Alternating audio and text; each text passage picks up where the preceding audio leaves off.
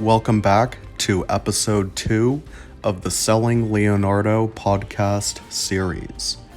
Here we are exploring the intricacies of just how this unknown painting, in very bad shape, came to become the world's most expensive painting.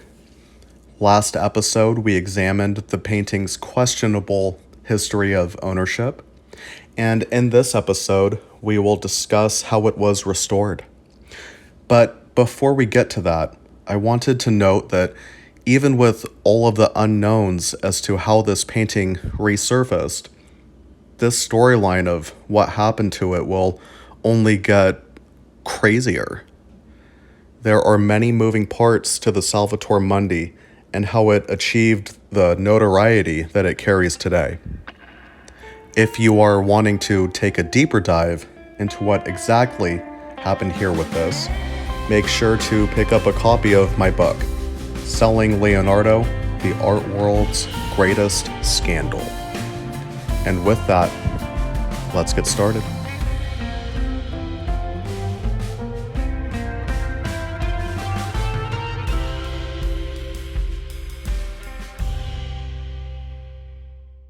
So back in 2005, art dealers Alexander Parrish and Robert Simon collectively purchased the Salvator Mundi for $1,175 from a small art auction in Louisiana.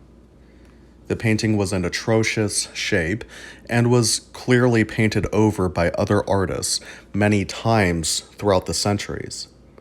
Both Parrish and Simon viewed this painting as possibly a sleeper, which is a work of art that unknowingly carries a significant amount of value.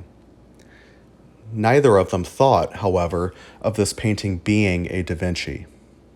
Now, with the poor state that the painting was in, they needed it to be restored. So they hired Diane Modestini to take on this challenging project. Modestini is arguably one of the greatest art restorers to ever live. She carries with her a great prestige for her artistic abilities and brings old paintings back to appear close to their original form.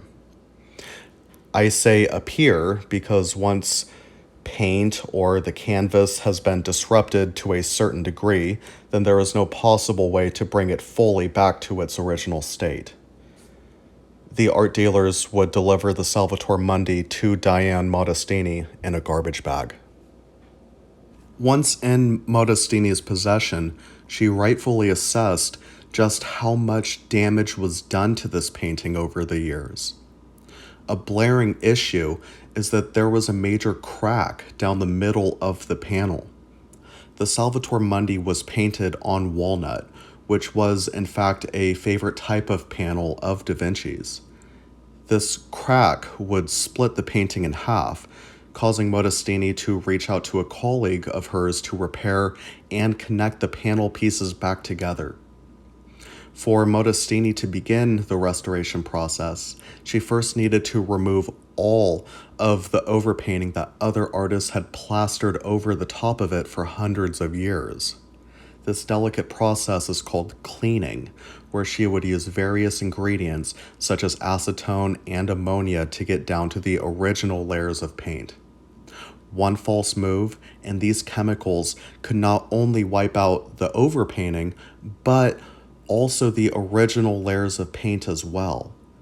This process requires the work of a well-trained professional, and Modestini was able to successfully get the painting to its original cleaned state. Once the painting was back to its original form, Modestini has stated publicly that she immediately noticed important features on it. One was that the lips on the Salvator Mundi looked exactly like the lips on the Mona Lisa.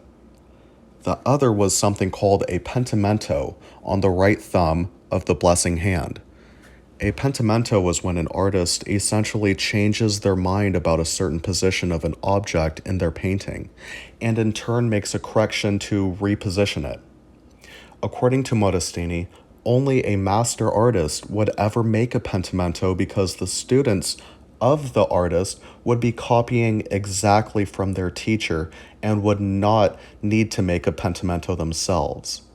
This, factored in with the lips looking similar to that of the Mona Lisa, seems to be all of the evidence that Modestini needed in her assessment of then suddenly proclaiming this painting to be an authentic Leonardo da Vinci.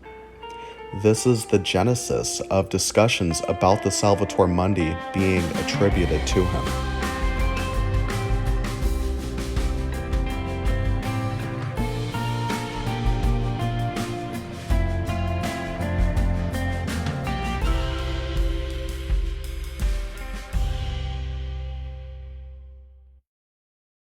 So, the Salvator Mundi now has all of the additional paint taken off, and it is back to its cleaned state. Diane Modestini believes this painting to be a real Da Vinci, and naturally, Robert Simon and Alexander Parrish, the owners of the painting, think so as well.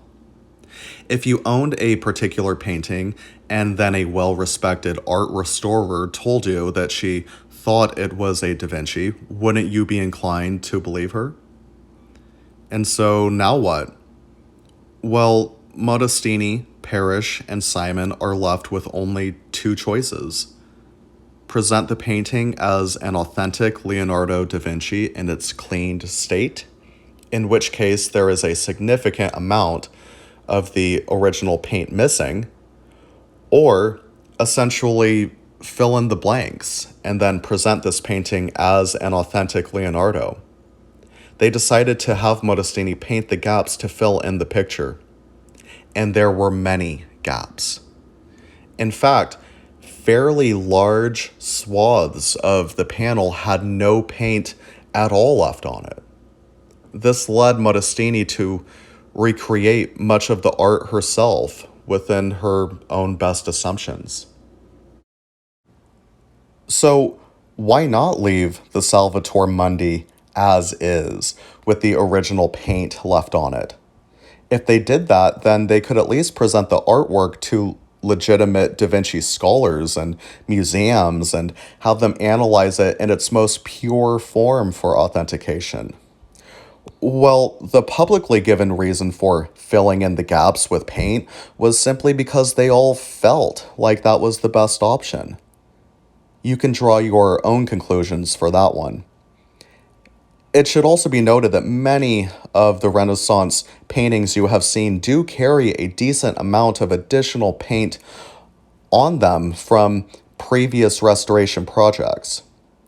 Art ages, and if it is not cared for properly, then it is easy for significant damage to occur. It is just very interesting to me that the three of them decided to recreate the image without bringing the painting out to various experts for their analysis first. Modestini would begin her work on further restoring the Salvator Mundi and over time created a full and filled out image. With the walnut panel that split in half earlier now attached, it was then time to show it to the Da Vinci scholars for analysis. This painting, with the bad provenance and questionable restoration practices, still had to also eventually make its way out to the public to help garner support for its attribution. But questions remain like, who was Leonardo da Vinci? What are more reasons as to why he did not make this painting? And what do I personally have to do with the Salvator Mundi painting? Stay tuned for episode 3, and make sure to like and subscribe to stay up to date. Until next time.